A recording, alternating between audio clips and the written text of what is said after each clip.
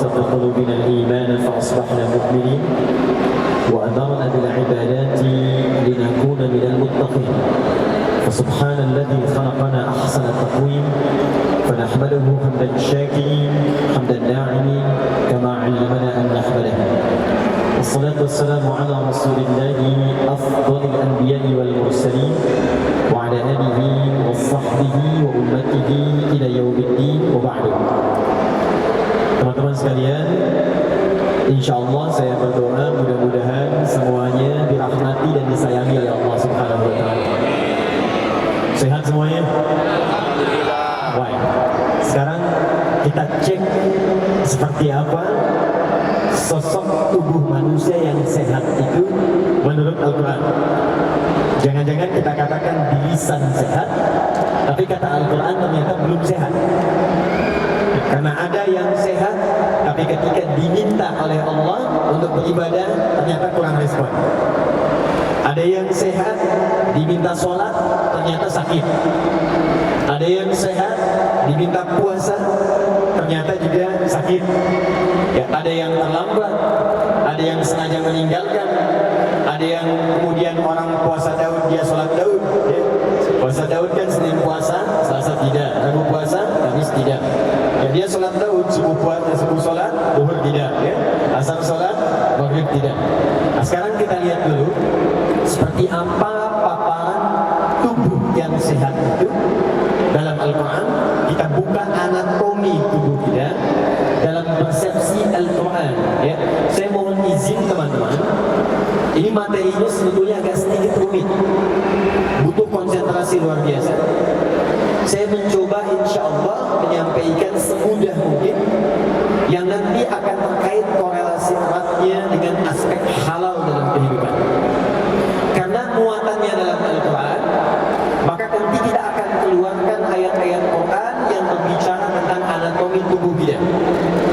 Awas, kita penting sadari dulu.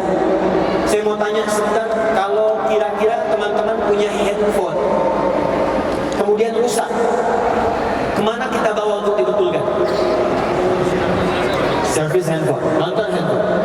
Kita punya motor rusak, dibawa kemana untuk dibetulkan? Bengkel. Baik, sekarang ada bagian tubuh kita yang kurang sehat. Kira-kira kemana kita cek untuk menentukan sehat dan tidaknya? Baik, kembalikan kepada logika tadi. Kenapa datang kepada konter handphone? Karena dia yang tahu tentang handphone. Kenapa datang kepada bengkel motor? Karena dia yang tahu tentang anatomi motor. Maka ketika kita kemudian punya persoalan dengan tubuh kita, atau kita ingin melihat apakah tubuh kita masih berfungsi dengan benar, maka kita harus kemudian berkonsultasi dan mengonsultasikan keadaan tubuh kita pada yang paling tahu tentang keadaan kita. Tiada lain kecuali Allah Subhanahu wa taala, sang pencipta kita. Bahkan dalam hal ini Allah langsung menyebut dan menegaskan dirinya sebagai sang pencipta.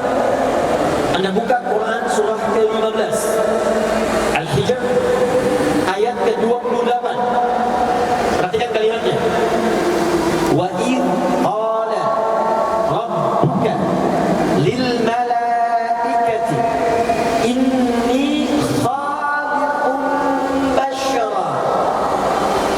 Wa idh qala rabbuka, dan ingatlah, pelajarilah, pahamilah ketika Rabbmu Muhammad sallallahu alaihi wasallam, perintah yang disampaikan kepada Nabi maka berlaku juga otomatis bagi umatnya, sepanjang bukan dikhususkan untuk Nabi saja. Kata Allah, hei Muhammad sallallahu alaihi wasallam, juga hei umat Muhammad sallallahu alaihi wasallam, perhatikan kata Allah, saya telah sampaikan kepada malaikat bahwa saya akan mencipta. Di situ Allah katakan saya khaliq, saya mencipta, khaliqun basyara, manusia. Nama pertama untuk manusia yang disebutkan dalam Al-Quran disebut dengan nama Bashar, 35 kali disebutkan dalam Al-Quran. Di ayat ini ingin mengatakan, kata Allah, saya pencipta manusia. Saya yang tahu manusia. Saya yang tahu anatomi tubuhnya, keperluan dirinya, kebutuhan hidupnya, apa yang ia perlukan, apa yang ia butuhkan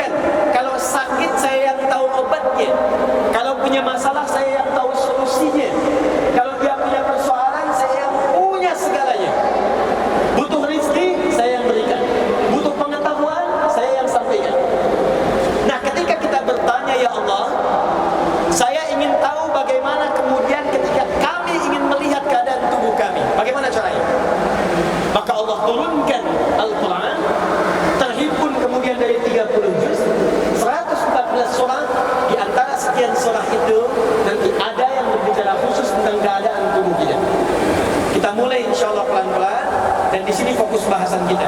Sudah siap teman-teman? Ya. Siap insyaallah? Takbir.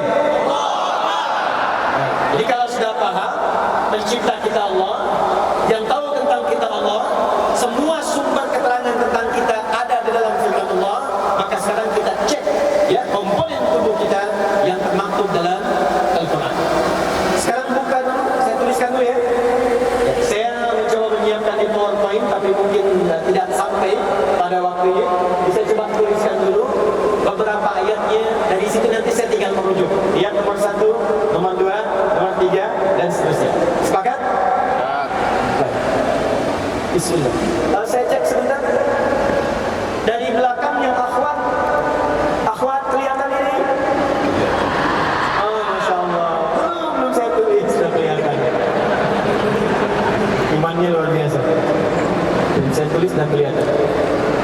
Saya tulis agak cepat, nanti saya bacakan dengan sedikit lambat ya. Saya cek sebentar. Suara saya terdengar jelas? Tidak. Oke, bisa jawab ya. Suara saya terdengar jelas? Tidak. Bisa jawab? Baik. Saya coba pelankan supaya tidak bergema. Tuliskan dulu, baru saya jelaskan pelan-pelan ya. Bismillah. 1 Quran surah ke-15 ayat 28 sampai 29. Kemudian ini dibentuk dengan sempurna urutannya di Quran surah ke-22 ayat yang ke-5. Kemudian setelah itu dalam usia yang ke-4 bulan ditiupkan roh. Quran surah ke-7. Kita ambil dulu ayat 172-nya. Kemudian di sini kembalikan juga ke sini. Quran surah ke-15 kembali ke ayat ke-28 sampai 29. Kemudian yang keempat, maka mulai masuk kemudian dua sisi bertemu. Quran surah ke-91 ayat 7 sampai dengan 10. Untuk memahami yang ini, kita mesti kembalikan ke Quran surah 17 ayat ke-85. Kalau ini sudah ada, maka jadi manusia yang disebutkan di Quran surah ke-95 ayat yang ke-4 itu. Ini kita masukkan hadisnya untuk menguatkan. Kita ambil yang paling mudah saja, riwayat Muslim, atau kalau mau cepat ambil di Al-Arba'in. Nomor hadisnya kita ambil cuma nomor yang keempat. Riwayatnya dari sahabat Abdullah bin Mas'ud radhiyallahu taala anhu. Kemudian satu lagi, ini yang terkait dengan persoalan halal dan haramnya. Saya pindahkan naik ke atas.